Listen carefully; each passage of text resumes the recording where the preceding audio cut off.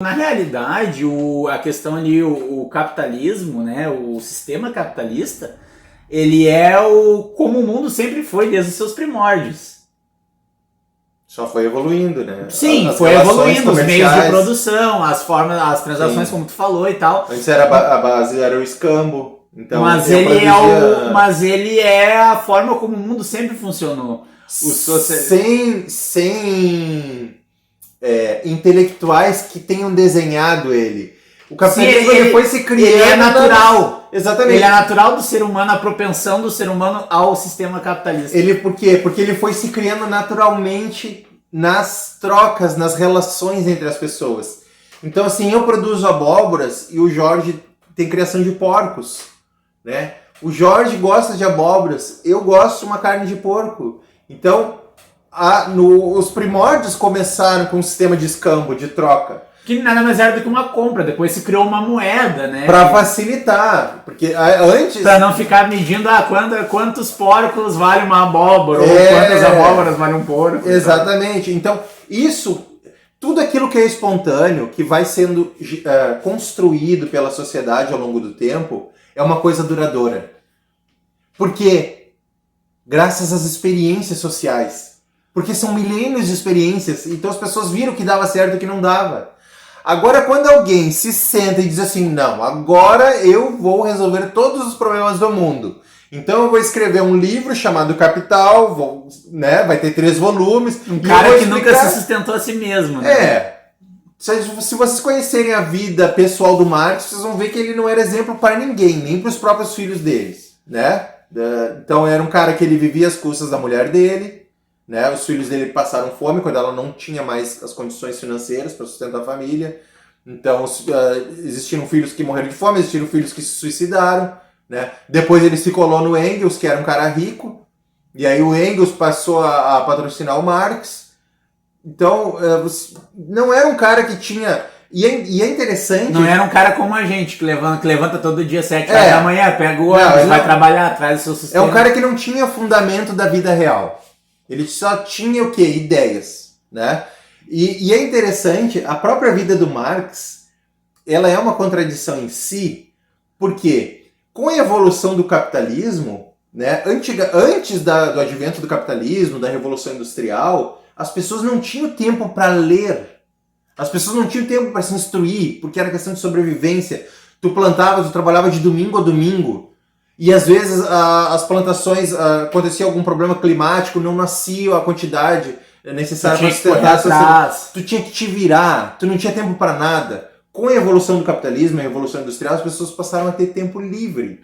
E passaram a se criar funções que não dependiam dessa questão da sobrevivência. E uma delas é a do intelectual. Então, assim, sem capitalismo não tem intelectual. Sem capitalismo não tem universidade.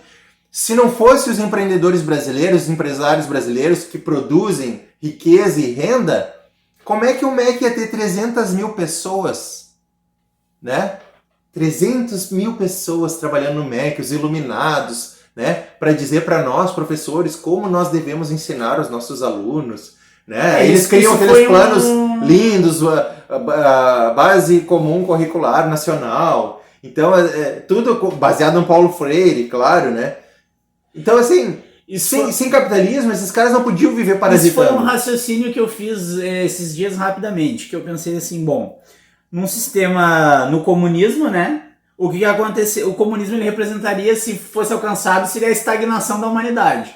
Exatamente. Porque tudo que a gente tem hoje, que traz conforto, o celular através do qual a gente está gravando esse vídeo, a internet através da qual vocês estão vendo, o computador, toda a tecnologia que a gente tem hoje que traz conforto, um ar-condicionado, ela vem do quê? Da ideia de alguém pensando em como utilizar aquela ideia para ganhar dinheiro, para crescer. Para ela trazer ela evoluir através do que ela conquista como capital, como propriedade dela. Exatamente. Então, numa sociedade onde eu trabalho, onde o governo me botou, mas eu não tenho um salário, eu não tenho o direito de comprar uma casa, eu não tenho o direito de comprar um carro melhor, porque o Estado definiu o que eu vou fazer, o Estado que define, tu vai morar nessa casa e acabou, a tua comida é essa e acabou. Então, eu não tenho um motivador natural de para que eu vou me prestar a pensar, não, eu preciso desenvolver um aplicativo, eu preciso montar um negócio. Pra que eu vou ter essa ambição se eu não vou ter proveito disso? Eu não vou conseguir, por exemplo, vou desenvolver uma empresa e se o meu negócio der certo eu vou conseguir ter uma casa melhor, vou conseguir ter um carro melhor, vou poder viajar. Eu não vou poder fazer nada disso, porque no sistema comunista isso não existe. E é interessante... Não existe essa possibilidade do ser humano evoluir. E é interessante isso, Jorge, porque o que acontece? Essa ambição individual dessa pessoa empreendedora, né, que trabalhou bastante, em vez de aproveitar a vida, trabalhou, se especializou, estudou, rachou, né, o coquinho no sol, juntou dinheiro, né, deixou de usufruir muitas coisas. Que leu o livro de faculdade no ônibus. Essas pessoas, né, as pessoas inovadoras, daí o cara foi lá, conseguiu construir uma empresa e tal. Aí ele prosperou, enriqueceu, comprou uma mansão, comprou um carro de luxo, comprou um iate, uma lancha de luxo, né? Então ele vai ter uma casa de campo, vai ter uma casa na praia. Usufruindo do que o trabalho dele proporcionou para ele. Quantos empregos essa pessoa, tá gerando, buscando os próprios interesses dela, está gerando? Então ele vai ter que ter um caseiro lá na sua casa de praia, vai ter que ter um caseiro na sua casa de campo. Quantos trabalhadores da fábrica, do automóvel de luxo que ele comprou, ele empregou? Quando ele compra uma lancha, né, ele vai precisar da manutenção para essa lancha. Quantos trabalhadores vão ser beneficiados desse trabalho? Né? Se ele tem empregados dentro de casa, uma empregada doméstica... Isso sem falar nas próprias pessoas que trabalham no negócio dele. Exatamente. Não estou nem falando dos funcionários das empresas dele. Então vejam que, com a ambição de uma pessoa, ele irradia, né, um mar de prosperidade na volta dele. Mas os socialistas dizem que a ambição é um pecado. O empreendedor capitalista, né, que consegue se desenvolver, ele é como uma árvore que dá sombra, né? Exatamente. Quanto mais ele cresce, mais sombra ele dá, e mais animais, mais seres vivos se beneficiam daquela sombra. Exato. De uma forma ou de outra, né? Inclusive os sanguessugas dos estatais, né? Então a gente está nesse período aí de fraudemia, né, em que houve lockdown, em que o Estado impôs um lockdown, né, os tiranetes, todos os tiranetes saíram do armário, das sombras, né? Os corona lovers. E aí trancaram todo mundo dentro de casa. Pois é, né?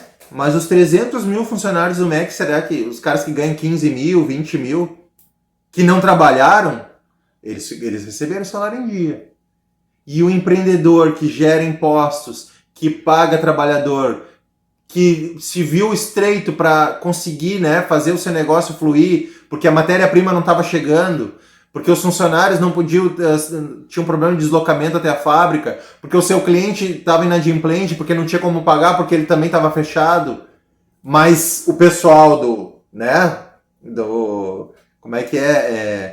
público gratuito de qualidade, estava recebendo seu salário em dia, né? Se não em dia, parcelado, mas... Estava recebendo. Quem dera, né? No Brasil, a gente tem quantos milhões de trabalhadores desempregados, né? Oficialmente é 13, 14 milhões. Eu duvido que seja isso. Eu duvido. Eu acho assim, numa estimativa conservadora, é no mínimo 40 milhões de pessoas que estão desempregadas. Numa população de 220 milhões de brasileiros. Sim, até porque os próprios censos não batem com as informações. Eles divulgam sempre um total... que eu acho até tu comentou interessante, porque sempre oscila na mesma... entre 13 e 15 milhões de desempregados. Só que daí tu tem um outro censo que diz que de todos os brasileiros em idade produtiva, ali entre 18 anos até a idade que se aposenta, apenas 50 e poucos, eu não me lembro agora, eu me lembro que eu fiquei bastante assustado, porque, se eu não me engano, não chegava a 50% Sim. os que estavam trabalhando. Então tu tem uma grande parcela de pessoas que tá... sei lá, ou essa pessoa não tá no emprego formal, ela tá trabalhando de forma informal, mas igual tá trabalhando, ou essa pessoa ela tá vivendo aí a margem do que o Estado oferece para ela como subsistência, que são os planos sociais. Inclusive o Paulo Guedes disse que o governo federal, agora com essa ajuda emergencial que o governo deu, descobriu pessoas invisíveis, então foram milhões de brasileiros invisíveis, né? Agora eles têm que entrar nas estatísticas, essas pessoas, né? Então, é muita gente... são muitas famílias que tem 5 pessoas e uma só trabalha e essa uma ganha um salário mínimo. Então, essas pessoas estão sobrevivendo. Ah, mas o funcionário público que no Estado está parcelado em 5 vezes o salário. Sim, mas recebe, está garantido. Faça sol, faça chuva, ele vai receber o salário dele. Né? Porque o Estado sempre dá um jeito, porque o Estado ele gasta mais do que pode. E daí, quando ele se vê que não tem saída, que não tem dinheiro suficiente, ele vai lá e aumenta os impostos. É a coisa mais fácil do mundo. Ele não precisa ser produtivo. Né? Ele precisa que quem sustenta ele seja produtivo. Exatamente, que é o que acontece no Brasil. Então, uma família que vive com 5, 6 pessoas com R$1.200 por mês, as pessoas são mágicas. Né? É só depois não querer acreditar em Deus, né? É um milagre. Pelo amor de Deus, passar um mês com R$1.200, 5, 6 pessoas dentro de casa. Para uma pessoa já é o milagre da multiplicação que Jesus fez, né? Porque dos pães e dos peixes. Se você for colocar no papel, R$1.200 para uma pessoa. Se essa pessoa não tem casa própria, ela não vai. Metade desse valor já é comprometido com uma moradia já. Só com aluguel tu vai pagar R$700, R$800. Não tem como. Então, assim, aí vocês vejam assim, os iluminados de Brasília, né? Da Câmara dos Deputados, do Senado, do Supremo Tribunal Federal, qual foi o sacrifício que eles fizeram? Eles impuseram, né? Na fraudemia promovida pela mídia, impuseram lockdown na sociedade brasileira. Então as pessoas perderam seus empregos, perderam seus ganhos. E qual foi o sacrifício que eles fizeram? Deixaram de receber o seu mínimo R$30.000 por mês? Inclusive num ano que eles tiveram quase que todas as sessões da Câmara em casa, né, via internet, eles conseguiram gastar 200 milhões com combustível, os deputados.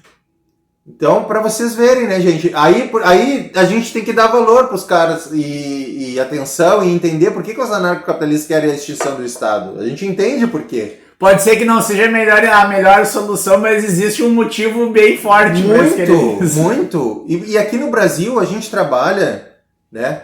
40% das riquezas vai para essa gente, vai para o Estado, né? Então, assim, em Portugal, né, muito se lutou pela independência do Brasil porque era 1/5. Portugal ficava com 1/5 das nossas riquezas. Hoje são 2/5 para manter esse Estado inchado, balofo no Brasil. E que não nos dá praticamente nada em troca. Sim. Né? Péssimos serviços. Então, assim, porque muita gente diz assim, mas existem países na Europa que o percentual de arrecadação é mais ou menos o mesmo. 40%, sim, mas lá eles têm retorno. Né? Sim, não é o problema nosso, não é nem o que mais judia o brasileiro, não é o quanto ele contribui, é que ele não tem o retorno daquilo que ele contribui. Vocês têm que trabalhar no ano até a metade de maio, de janeiro até a metade de maio, para manter as mordomias do Estado brasileiro. Dali para frente são os ganhos que vão para vocês mesmos. Que não dá para chamar de lucro porque a gente tem o custo de vida, né? Exatamente. Então, tu paga, para que tu paga, né, os tributos, as taxações, para o Estado, né, fornecer saúde, educação e segurança. Sim, mas aqui no Brasil, se tu quiser ter uma saúde decente, tu vai ter que pagar um plano de saúde. Se tu quiser ter uma segurança decente, tu vai ter que morar num condomínio fechado. O SUS todo mundo tem acesso, mas ele por uma extrema má gerência do sistema como um todo, ele não consegue ser tudo aquilo que ele tem potencial para ser. Mas não tem como. Né? É muita gente, né? Educação, se tu quiser ter uma boa educação pro teu filho, tu vai ter que pagar escola particular.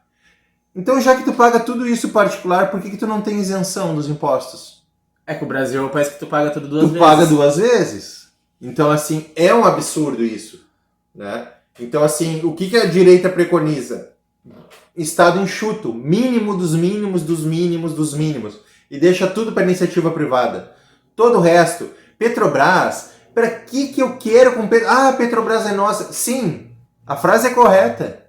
Quando dita pelos funcionários da Petrobras. Quando dita pelos políticos. Quando dita pelos sindicalistas dos funcionários da Petrobras. Sim. Quando eles dizem a Petrobras é nossa, eles têm razão, é deles mesmo. Mas da população brasileira não é nada. Não é nada, não tem vantagem nenhuma. Eu, se tivesse poder, eu pegava essa Petrobras, picava em 100 empresas individuais, né, e vão disputar mercado. Uma tem que ser melhor que a outra. Porque o que acontece? Quando há concorrência de mercado, as empresas se obrigam. Serviço, né? se obrigam a ter qualidade e produtividade. Quando uma empresa tem produtividade, ela ganha em escala, vendendo mais. Para ela vender mais, ganhar em escala, ela tem que diminuir o preço. Então ela tem que ser eficiente para reduzir o seu preço e repassar para o seu consumidor e ter uma quantidade maior de consumidores. Esse é o sucesso. A partir do momento que tu tem um monopólio, por que a Petrobras precisa se esforçar para ser mais eficiente se é só ela que presta o serviço? Tá aí os Correios. Esse anacronismo. Né? Os Correios são uma empresa que consegue, né, ter um monopólio de mercado e eles conseguem ter prejuízo. Mas como? Eles são, vamos dizer assim, num raio de 1.000 e... sei lá qual é a extensão do Brasil em terreno. Nós temos 8,5 bilhões de quilômetros quadrados. Milhões de quilômetros quadrados. E aí tu pega tudo isso, eles são a única empresa que trabalha com transporte de encomendas, correspondência, e os caras conseguem mesmo assim não ter lucro. Sim. Tem uma área gigantesca de proporção continental que é só a gente que presta esse serviço aqui. Todo mundo depende de uma forma ou outra de serviço, mas a gente não consegue ganhar dinheiro. Pois é, né? Aí a gente entende por que os Correios dão prejuízo, né? E prestam um péssimo serviço. Nós temos um senhor que nós conhecemos em comum, que em certo momento ele trabalhando, suando a camiseta, viu os caminhões dos Correios estacionadinhos lá, que era uma rua sem movimento e tal. Então os caras estavam de intervalo e estavam com o caminhão ligado o tempo todo. Para ficar no ar-condicionado. Para ficar no ar-condicionado. Nada contra, mas... Vocês acham que numa empresa privada isso ia acontecer? Claro que não, porque é o dinheiro do patrão que está indo pelo ralo, né? Então, assim, as pessoas têm horário de almoço, elas vão almoçar, elas não vão ficar dentro do caminhão com o ar-condicionado ligado. E enquanto isso, tu tá esperando a tua entrega, né? Há um mês, que era para ter levado 4 dias para chegar na tua casa. E o que é mais interessante, quando os Correios entram em greve, você passa na frente de um centro logístico deles e não tem um carro lá dentro. Então como é que os caras estão de greve se eles estão trabalhando? Se os carros não estão lá, né? Virou piada. Essa história de greves e Correio é piada. Porque eles entram e saem de greve e a gente não sabe, né? Pra nós tá tudo a mesma coisa, porque o serviço não muda. Sim, não existe. Se eles estão de greve ou não estão de greve, pra população, né? E vai saindo dinheiro. E a coisa assim é tão difícil que, por exemplo, o governo Bolsonaro, que é um governo que tem ambições, né, de ter no âmbito da economia ser um governo liberal, ou seja, um governo mais enxuto, ele está tentando privatizar os Correios e já passamos 2 anos e não sai, e tem tantas outras empresas, né? A Dilma fez não, é incrível, cara, é incrível. Se a gente conta isso no exterior, eles vão dizer que a gente é mentiroso. A Dilma que anunciou o trem-bala, né, entre São Paulo e Rio de Janeiro. O trem-bala não saiu, até hoje, mas existe a estatal do trem-bala. A empresa que era pra fazer tá lá. Tá lá, 50 e poucas pessoas, ganhando altíssimos salários. Não, gente, só um pouquinho, né? Por isso que eu digo assim, pra te ser socialista, tu tem que abolir a lógica e a razão. Não tem como, né? Ou tu é um lunático, ou então tu tá te beneficiando do esquema. Se não tem outro motivo, né? Então tu tá dentro do esquema, tu tá ganhando, né? Pra defender o socialismo, porque não é possível. Não é possível. Aonde que deu certo? Aonde que deu certo? Qual país prosperou? Provem isso. Mostrem, apontem.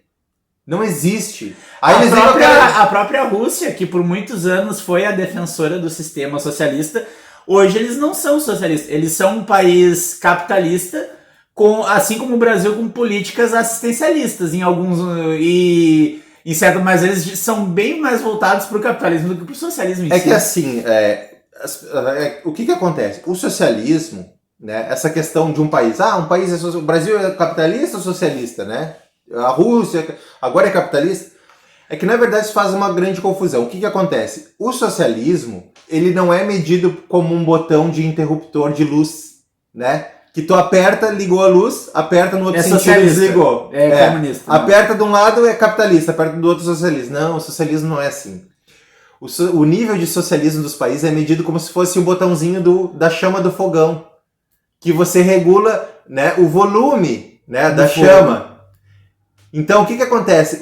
Existem países, né, que o botãozinho é mais pro lado socialista e outros países que é mais pro lado capitalista. Mas todos os países do mundo, sem exceção, eles têm níveis de socialismo dentro deles. Porque isso aí é uma erva daninha. É difícil tu eliminar. Tu pode controlar, mas é difícil. Vou dar um exemplo. Os Estados Unidos são tidos aí como a maior referência do mundo capitalista, né? Sim, os demônios capitalistas. Pois é. Então, vejam bem, vocês vão se surpreender. Que 90% do ensino, né, até o ensino médio, do ensino fundamental até o médio, ele é público. Ou seja, é um sistema socialista, ele é público, não é capitalista. E gratuito. 90%, então... Apesar de eles não terem, por exemplo, um sistema de atendimento médico como o SUS, assim, né? Não existe essa história de gratuito, porque sempre alguém tá pagando. Essa Sim. é outra, né? Não, o gratuito que a gente fala, assim, ele tá sendo gerido ali pelos impostos, obviamente. Isso. Mas não tem aquela coisa de você pagar, né? Que nem, por exemplo, se você fosse... Na hora não, é indireta, de forma indireta. É uma contribuição indireta. E vocês vejam que no campo, né, na agricultura da União Soviética, os números chegavam a aproximadamente 50%.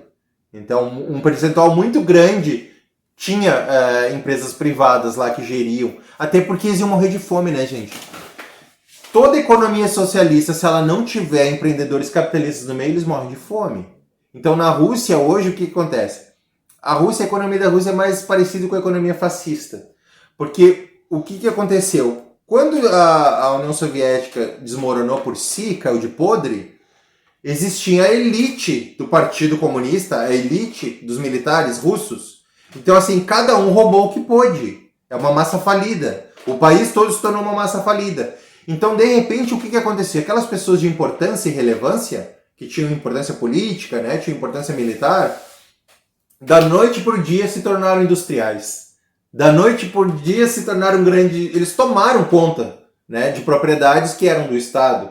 Né? Então, o que aconteceu assim, de cartórios serem queimados lá na Rússia, depois que caiu o Muro de Berlim, não, o Muro de Berlim foi 2 anos antes. Mas depois que ruiu oficialmente, né, a União Soviética lá na Rússia, o que teve de cartório invadido, né, de documento que sumiu, de documento adulterado, né, das propriedades que antes eram do Estado e passaram para ser de pessoas. Exatamente. Então, assim, não é um capitalismo de compadres, é meio que nem no Brasil, assim, com a Odebrecht ou a AES. Então, lá na Rússia, os empresários são os amigos do Putin. Então, assim, os caras que são empresários e não são amigos do Putin, né, que vêm a se tornar oposição a ele, ou os caras somem ou são envenenados, né, por algum elemento radioativo, tomam um chazinho, o cara toma um chá num dia, na outra semana o cara tá morto, né. Então, é mais ou menos assim que funciona lá. Então, como no regime chinês, não é mesmo? Cadê o dono do Alibaba? Cadê o empresário lá da empresa de games? O cara foi envenenado, dia 24 para dia 25, e uma semana morreu. Aí, e o dono do Alibaba sumiu. E aí 15 dias depois o Estado se apropria, né? Porque já que não tem dono, a gente pega. Pois é, né? Que coisa. Então, assim, quando a gente vê, assim, Flávio, quando a gente vê, por exemplo, numa televisão aí, um cara pegar e dizer, porque... Que nem eu citei ele, porque é uma pessoa que eu vejo, assim, que tudo que ele falava, assim, a gente tem muito que... Por mais que ele já tenha falecido, a gente tem muito pra aprender com ele, que é o Dr. Enéas. Ou Donald Trump, ou o próprio Jair Bolsonaro, que a gente tem hoje, quando alguém vem e fala, esse cara é um fascista, não tem absolutamente nada a ver. É uma terminologia usada ao vento, que não condiz com a conduta, com o pensamento daquela pessoa. Gente, o que acontece? O Lenin já dizia, né? Acuse-os do que você é. Então, assim, uma forma do socialista se camuflar é ele tirar o holofote dele e botar no adversário. É o truque de mágica, né? Você interte a plateia com uma mão enquanto você faz a mágica com a outra. Exatamente. Então, o que acontece? Eles são os fascistas. Eu expliquei para vocês como é que funciona uma economia fascista. Ou seja, nominalmente existem empresários, ganham muito dinheiro, mas enquanto eles estão atendendo os interesses do regime. Do Estado, né? Porque o Estado é um mecanismo, né? Então tem um regime que se apropria da estrutura toda chamada Estado. Estado, para quem não consegue assimilar, é o governo. O Estado ele é a estrutura pública de uma maneira geral. Sim. Né? Então ali os hospitais públicos, escolas públicas, as polícias, forças armadas, tudo isso aí pertence ao Estado. Né? Quem vai administrar o Estado, eventualmente o que acontece? Aí assume uma gangue socialista lá, como na Venezuela, por exemplo, né? Que a gente pode citar com um exemplo mais próximo aqui do Brasil. Então essa gangue assume, né, o governo, e esse governo passa a tomar conta de todo o Estado. Então, no regime chinês, como é que é a economia do regime chinês? É uma economia fascista, pelo amor de Deus.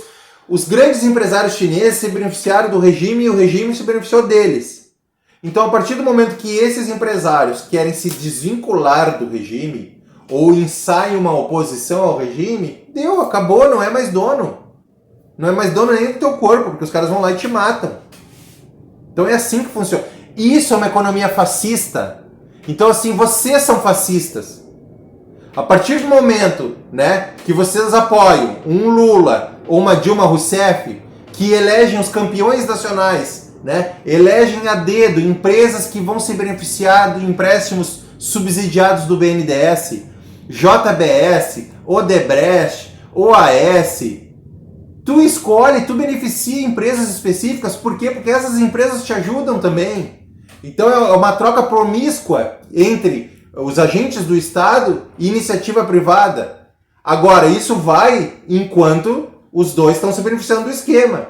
A partir do momento que um não quer mais, deu. Aqueles benefícios que eram direcionados para ti, a fonte secou. Vai para um outro cara que está disposto a me apoiar. Então isso é economia fascista. Então quem é o fascista? Porque a direita defende o quê? Liberdade econômica, liberdade de mercado, concorrência. Então, assim, eu e o Jorge, nós produzimos copos. Eu vou tentar tornar minha empresa mais eficiente possível para mim vender mais copos que o Jorge. Ou produzindo mais copos, ou tendo um custo mais baixo, ou um copo de melhor qualidade com um preço mais alto. De alguma forma, tu precisa te destacar. Sem benefício de ninguém. A gente, assim, ó, é interessante assim, o Estado ele só atrapalha. A Espanha ficou aproximadamente, recentemente, aí 2 anos sem governo formado, porque lá é o parlamentarismo, e então tem uma maioria, mas o rei é mais simbólico, né? Como a maioria das monarquias que nós vemos por aí hoje, no mundo. Então, assim, eles ficaram 2 anos num impasse, né? Quem ia ser o primeiro-ministro, quem ia formar o gabinete e tal. Pois nesses 2 anos a Espanha cresceu economicamente. Sim, porque enquanto o Estado estava preocupado em decidir quem ia administrar ele, a iniciativa privada floresce. Claro, floresce. Então o que acontece? Se tu deixar a livre iniciativa ela é tocada. Quem é que toca a música, né, do livre mercado? É o consumo, é o consumidor. Então assim, ó, não existe um iluminado, um planejador central que vai dizer quantos copos a população vai consumir, que formato vai ser, e qual é a capacidade, e qual valor vocês vão pagar por eles, e qual vai ser o valor de custo de produção. Não existe. Deixa o livre mercado fluir. As pessoas vão escolher. O mercado ele vai se autorregulando pela preferência do consumidor. Então assim, se tu é um produtor de tinta, tu vai perceber que o azul sai mais que o vermelho, por exemplo. Tu vai produzir mais azul, tu vai produzir um percentual de vermelho para te manter atender aquela demanda, mas proporcionalmente tu vai produzir mais azul, porque tu sabe que sai mais. Né? Tu não depende de um planejador central, estatal, te dizer quanto que tu tem que produzir. Sim, os próprios dados me dizem isso, né? Exatamente. Então assim, ó, a direita quer o que? Livre mercado. Que o Estado influencie o mínimo possível nas decisões de mercado.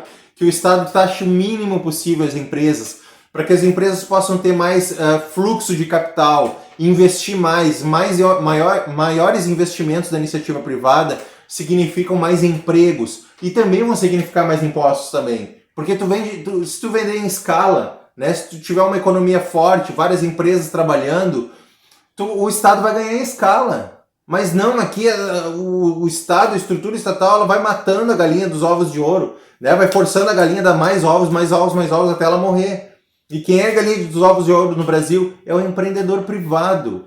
Então toda a estrutura do Estado, o Estado ele não consegue gerar riqueza porque ele nem foi feito com essa finalidade. Né? Ele só distribui uma riqueza que outros geram. Então ele faz uma redistribuição e muito mal, porque no meio desse caminho, né, de pegar de quem tem muito e dar para quem tem pouco, mais a metade fica para o agente que faz esse processo. Fica a comissão do Estado. Exatamente. Então, assim, deixa a liberdade fluir, deixa as coisas fluírem, né? Então, o que tem de fascismo nisso?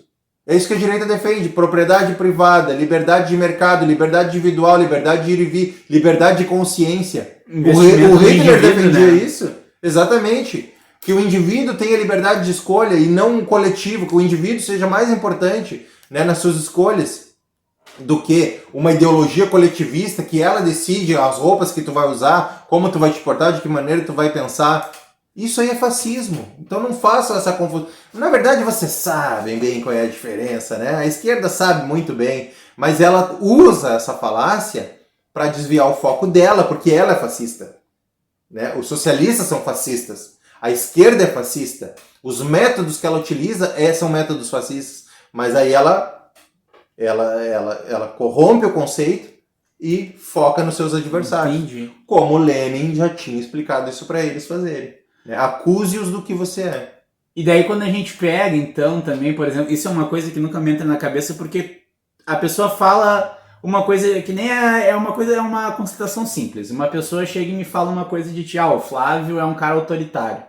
Mas eu convivo com o Flávio, conheço o Flávio, eu percebo que o que fala através de nós são as nossas atitudes, né? É aquela frase, não é o que a gente é por dentro, mas o que a gente faz que define a gente.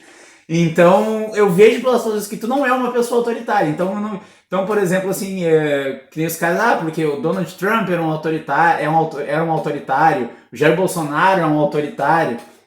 Cara, eu até uma coisa que eu me queixo muito como eleitor do Jair Bolsonaro, eu me queixo muito, cara, ele baixou muito o tom depois que ele foi eleito. Porque eu acredito que muitas das pessoas que elegeram ele esperavam até uma coisa mais ativa, e ele é um cara muito mais aberto ao diálogo, a resolver discutir no sentido não de briga, mas de ver, sugere uma solução, vamos tentar isso, vamos tentar aquilo. O que não tá bom, como é que a gente pode... Ele é um cara muito mais aberto, não é uma pessoa autoritária. E o Donald Trump também não se viu muito. O pessoal falava, acho que muito disso por causa daquela questão que ele tinha da campanha e com a Coreia do Norte. Mas eu acho que pela própria natureza, né, da potência que é os Estados Unidos e da posição de destaque que eles ocupam no globo, como o levante, né, da sociedade como um todo, era de se esperar que o presidente americano tenha uma posição mais firme. Pois é, mas ele é tão, autoritário, que o cara não entrou numa guerra, né? Passou todo o mandato dele, apaziguou os ânimos lá do gordinho da Coreia do Norte. Então, eu falo que o Bolsonaro é autoritário. Vamos verificar essa questão da Covid. O que o Bolsonaro falou? Quer tomar cloroquina? Toma. Não quer? Não toma. Quer tomar vacina? Toma. Não quer? Não toma. Inclusive, ele é um cara extremamente democrático, porque mesmo ele não sendo a favor da vacina, ele disponibiliza porque a maioria do povo quer. Não sei se a maioria do povo quer. Mas uma grande parcela pede, né? Existem pesquisas aí que estão dizendo que tá meio a meio. 50% vai tomar a vacina e 50% não vai tomar. Mas a questão ele tá atendendo a demanda. Onde é que está o autoritarismo? Então o Dória é o cara legal, né? O cara que diz que vai obrigar todo mundo a tomar vacina lá em São Paulo. Não tem coerência. É que eu falei pra ti assim, tu quer ser socialista, cara? Joga a lógica fora, joga a coerência fora, joga o bom senso. Né? Não tem como tu defender. Eu fui esquerda durante 19 anos. Eu fui de esquerda. Só que a esquerda, assim, a esquerda a gente pode definir as pessoas que são de esquerda em dois grandes grupos. Os idealistas, otários, que era o meu caso, e os espertos, malandros, né? Que são os caras que realmente ganham com a ideologia. Né? Então eu era um cara idealista, mas da mesma forma que Jesus disse, conhecereis a verdade e a verdade vos libertará, a partir do momento que eu fui obtendo conhecimentos que não era a ração, né, que o ensino público nos dá, a partir do momento que tu vai buscando conhecimentos fora do que vem do MEC, tu acaba abrindo os teus olhos. Só que antes disso ainda, o que mais me abriu os olhos foi o governo Lula, o primeiro governo Lula. Porque até então eu tinha votado no Lula e esperava uma determinada postura do Lula. Quando ele assumiu o governo, eu vi que era outra postura, bem diferente. Né? Porque até então o PT era o paladino da justiça. né? Os caras que caçavam os corruptos, né? Era o partido que era contra a corrupção. Fizeram aquela campanha lá da bandeira do Brasil sendo roída pelos ratinhos, que eram os ladrões e que o PT era a esperança. Então eles eram muito bons de marketing até então. Até eles entraram no poder. Daí, né? Aí mudou de se figura. queres conhecer alguém, dê poderes a ele. Aí que eu comecei a ver que estava destoando, né? O discurso da prática. Daí pega pessoas assim... Heloísa Helena, que é uma pessoa correta, uma pessoa, né, embora seja uma pessoa de esquerda, mas é uma pessoa iludida, como eu também fui, né, uma pessoa que acreditava numa causa porque a causa é muito bonita, né, a ideia é muito bonita, né, de solidariedade, eles sabem vender muito essa ideia, embora na prática seja totalmente o oposto. Então, assim, é fato, as pessoas têm que buscar conhecimento e têm que ter liberdade de escolha e ter acesso à informação. Eu digo assim que no Brasil teve esse movimento conservador, né, de direita, muito porque, primeiro, eu dou um crédito, falando especificamente no Brasil, né, eu dou um crédito muito grande que eu não vejo ninguém mais dar ao filme Tropa de Elite. Eu acho que o filme Tropa de Elite, em 1997, me corrija se eu estiver errado, já que é quando se passa o foi filme, lançado, né, em 1997. Tropa de Elite, ele se passa em 98, mas foi 2007 o ano dele, de lançamento. Ah, tá, então me enganei. Então, mas tá. não, mas a história se passa em 97 98. E o lançamento em 2007. Tá, muito bem. O filme Tropa de Elite abriu os olhares do brasileiro, abriu os horizontes do brasileiro. Por quê? Porque o brasileiro ele sempre foi muito conservador. Né? Tem toda a América Latina ela é muito conservadora em função da fundação, né, dos seus países ibéricos, a Espanha, Portugal, que tem essa forte questão do cristianismo, né? Primeiro na Igreja Católica, depois houve a difusão para outras denominações. Mas então os povos latino-americanos são muito conservadores e o Brasil não é diferente. Só que o povo brasileiro via a Globo e tinha uma imagem, a Globo vendia uma imagem do que era ser legal, do que era ser maneiro, né, de ser uma pessoa do bem, todos ideais de esquerda. E o povo brasileiro via a Globo, não tinha muita opção e não se identificava com aquilo. Porque a Globo sempre foi uma máquina do Estado, né?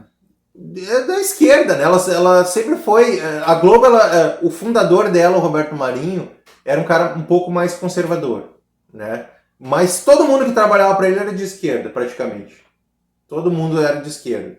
Então, Janete Claire, o pessoal que fazia as novelas, até no período militar, eles engambelavam, né, a dita censura, que era uma brincadeira aquela censura, né? Então, todo o aparato da Globo sempre foi de esquerda, só não se revelava porque não era conveniente na época, né? Porque os militares podavam eles. Mas desde a fundação. Então eles viviam assim, na marginalidade ali. Dentro do que era possível, eles botavam. Eles eram contra a cultura, Então, assim, o povo brasileiro nunca se identificou com esses valores vendidos, né, pela mídia. E aí o que aconteceu? E ele sentia sentimento de culpa, o povo brasileiro. A partir do momento que... o que é irônico, né? É providência divina, né? Depois o pessoal não acredita em Deus. O pessoal de esquerda fez o filme, né? O Padilha, o Wagner Moura. E eles mostraram o Capitão Nascimento de uma maneira que para eles era pejorativa, mas eles vivem numa bolha de esquerda, que eles acham que a vida é aquilo ali que eles vivem. Sim, e pro povo o Capitão Nascimento é um herói nacional. É um herói nacional. Daí eles viram a atrapalhada que eles fizeram Tropa de Elite 2, tentaram ferrar mais um pouco o Nascimento. Só que deu errado de novo, o pessoal continuou gostando. Porque o Capitão Nascimento o que é? Um cara trabalhador que quer as coisas certas. Que as coisas certas. Sim, e vive num ambiente de guerra. E ele vive no extremo, né? Porque ele, como ele faz parte ali da corporação policial, né? Seja no BOP ou na Secretaria de Segurança, ele tá na ponta da lança. Ele é o cara que tá todo dia arriscando a vida dele para que o outro possa trabalhar, para que o outro possa ir numa festa, para que o outro possa ir passear. E ele tá garantindo a segurança. E ele tá dentro do Estado. E aí ele mostra como as coisas são dentro do Estado. Coisas que as pessoas tinham pouca visibilidade de por que as coisas aconteciam. Mostra toda aquela hipocrisia do pessoal da esquerda, da faculdade, daquela malandragem, o pessoal fumando maconha, né? Que são eles que patrocinam as armas dos traficantes, porque os traficantes se armam e se preparam, né? E tem toda aquela chacina que a gente conhece, né? lá nos morros do Rio de Janeiro, e em função do quê? Da onde os caras tiraram dinheiro para comprar armamento sofisticado? Do consumidor, né? Se tem demanda, vai ter quem atenda. E os caras atendem, utilizam esses recursos para o crime, né? Então... É por isso que eu sempre digo que, na minha opinião, o foco do combate ao tráfico de drogas não deveria ser no vendedor, mas no consumidor. Eu também... não, mas o consumidor... Porque se tu estanca a demanda, não tem oferta. Mas aí pra esquerda e pra mídia, né? Mídia mainstream é doente, aí a pessoa é doente. Quer dizer que o pobre que se mata trabalhando, que mora na favela, que é coagido por aqueles vagabundos armados, né? O cara trabalha, acorda 4 da manhã, trabalha o dia inteiro, volta de noite pra casa. Aí esse cara tomar uma bala perdida. Aí esse não é vítima da sociedade, né? Mas o viciadinho lá da classe média, aí é um pobre, ele é doente, ele é um dependente de drogas, né? O cara que financia o troço todo. Então eu acredito muito assim, ao filme Tropa de Elite. Outra coisa, a internet abriu muito a visão das pessoas, porque as pessoas elas recebiam informação só da televisão. Ela já era uma informação moldada, né? Exatamente. Então, assim, como a televisão, rádio, revistas, as editoras estão todas tomadas pela esquerda aqui no Brasil, o povo só recebia delas as informações, né, dessas empresas tomadas. A partir do momento que a internet veio, a internet abriu para o mundo. E outra coisa também, os canais fechados, né? A partir do momento que tu começa a ver programas, né, de empreendedorismo, tem muitos programas nos Estados Unidos. Os Estados Unidos, os norte-americanos, eles fazem dinheiro de qualquer coisa. Até numa história boba eles conseguem fazer dinheiro. Então, assim, aquela vontade da pessoa abrir sua própria empresa, de prosperar, ir pra frente, gerar emprego, todas essas coisas foram abrindo as mentes das pessoas. E daí aquelas pessoas que eram de direita conservadoras, que estavam oprimidas, né, pelo establishment cultural de esquerda, elas passaram a ter coragem, elas viram que elas não estavam sozinhas. Então, assim, elas começaram a se mostrar, a falar das suas ideias, né? Sim. E o povo começou a se identificar. E o povo começou a ver que ele não era mauzão da história, né? Que a mídia taxava o povo conservador como grotesco, né? Então, tu fazia uma novela, o padre era sempre o errado, né? O patrão, o dono da empresa era sempre o errado. É sempre um cara querendo ali sugar o proletariado, o cara da igreja é sempre um maluco, é sempre denegrindo ali aquelas instituições que mantêm a sociedade. Exatamente, né? Sempre um foco direcionado, né? Para vender. E então houve essa onda conservadora. Só que assim, na época do Enéas, o Enéas era uma voz no deserto, né? Assim como o Jair Bolsonaro foi uma voz no deserto lá no Congresso por tantos anos, 20 e poucos anos, né? Eles eram até os caras considerados histriônicos, né? Circense até. Então eles tinham até uma certa visibilidade na mídia, mas era para deboche, né? E o Dr. Enéas era um cara fenomenal, né? Acredito, inclusive, que hoje, se ele estivesse vivo, algumas teses dele ele teria evoluído também, porque o Dr. Enéas ele era muito estatista. Sim, ele defendia um Estado com um Estado forte, mais ativo, interventivo, mais independente, mas por mais que ele defendia esse Estado forte, eu vejo que assim, enquanto na maioria dos ideais socialistas, países socialistas, o Estado ele se mantém do povo, o Enéas ele queria usar o Estado como catapulta para o povo. Sim, mas ele queria usar em vez da sociedade manter o Estado, ele queria que o Estado fosse trampolim para a sociedade. Sim. O problema é que o Estado ele tá todo corrompido. Sim. Entendeu? A ideia dele era boa, só de repente na prática não ia dar muito certo. Não ia, porque o que acontece, gente? A gente tem que entender o seguinte: quando a pessoa tem bom coração, bons ideais, a pessoa não consegue ver a maldade nos outros. Então isso acontece muito com o Bolsonaro. Acusa o Bolsonaro de tudo, o Bolsonaro tem um coração gigante. Ele quer acreditar que as pessoas vão melhorar, que as pessoas vão ser corretas, que o exemplo que ele dá de honestidade aí tá fechando 2 anos sem nenhum caso de corrupção, sendo que no Brasil era todo dia tinha uma corrupção mostrando, a polícia, né, prendendo malote, prendendo gente, levando coercitivamente as pessoas para depoimento. E 2 anos aí de governo sem corrupção. Então ele imagina que ele possa, com a atitude dele, inspirar outras pessoas, e o Dr. Enéas também. Só que não, gente. Quem está dentro da estrutura do Estado, né, tá lá, assim, ou é o cara que é uma boquinha, né, e tanto faz se ele for produtivo, não for, de preferência que trabalhe o mínimo possível e ganhe o máximo possível, ou a pessoa tá trabalhando, né, com esses propósitos de esquerda, né. Então, assim, cadê o patriotismo, sabe? Passou a ser quase um palavrão tu dizer que tu ama o teu país, que tu ama o Brasil. Tu passou a ser mal visto usar o verde e amarelo, né? Pô, antigamente as escolas cantavam o hino nacional, agora tem gente questionando até o hino aqui do Rio Grande do Sul, né? Então os caras começam a ver pelo em ovo. Que é uma poesia até... Quando a gente é criança, né, adolescente, que tu tá na escola, tu não te liga muito nisso. Tu canta lá porque tem que cantar.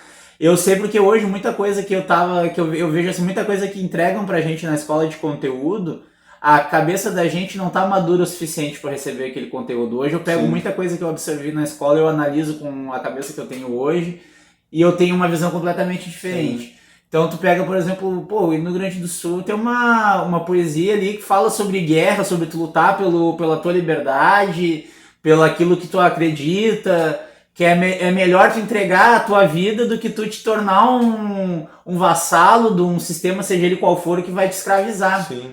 E aí... É uma estupidez, assim. Claro, né, do PSOL, né, esse cara aí, o vereador aí de Porto Alegre. Então, assim... Eu não estou dizendo que todas as pessoas que estão dentro do Estado, que todos os funcionários públicos são assim, gente. Não são. Existem pessoas boas, só que essas pessoas boas estão acabrunhadas num cantinho. Elas não querem dizer o que elas pensam, elas não querem fazer o melhor. Porque, pensem em vocês, vamos fazer um exercício de raciocínio, tá? Digamos que você faça um concurso público, você é uma pessoa correta, honesta, ama o seu país. Muito bem, você passou no concurso público. Aí você vai trabalhar num departamento público. No seu setor tem 10 pessoas, tá? Então com você serão 11 pessoas. Você chega lá, tá todo mundo escorado, fingindo que tá trabalhando, né? Daquele jeito, do jeitinho brasileiro, né? Atende as demandas da população daquele jeito, de qualquer jeito, demorado, péssimo serviço. E tu é o cara que tu tá com todo o gás. Tu quer fazer, tu quer entregar, tu quer dar fazer jus ao salário, o bom salário que tu vai receber, os benefícios que tu vai receber, né? Tu vai ter estabilidade. E tu acha correto tu prestar um bom serviço para a população, que no final das contas é quem tá pagando teu salário. Gente, tu é uma pessoa nova, né? Tu tem um período probatório de 2 anos, que os caras podem te botar pra rua. Aí tu vai lá, o teu chefe tá no esquema e os teus 10 colegas estão no esquema. Tu é o único no... Tu é o único certinho. O que tu acha que vai acontecer contigo? Tu acha que tu vai mudar as 10 pessoas, mais o teu chefe, vai mudar a cabeça dela? Tu acha que o teu exemplo de fazer o correto vai inspirar eles? Os caras estão lá há 25 anos lá, dentro dessa estrutura. É muito mais fácil eles te derrubarem, se tu começar a encher o saco e atrapalhar o esquema deles, né? Achar um motivo, do que tu mudar a cabeça deles. Então o que acontece? Tu vai lá e tu é obrigado a fazer o mínimo possível, os caras vão te derrubar. Então tu não concorda, tu não gosta daquele sistema, só que tu vai ter que entrar de alguma maneira naquele sistema, por uma questão de sobrevivência. Então tem muitos funcionários públicos bons, pessoas boas, corretas, trabalhadoras, mas muitas vezes elas não podem dar o máximo do seu potencial. Por quê? Porque está dentro de um sistema corrompido. Sim, tu é obrigado a trabalhar na frequência mais fraca. Exatamente.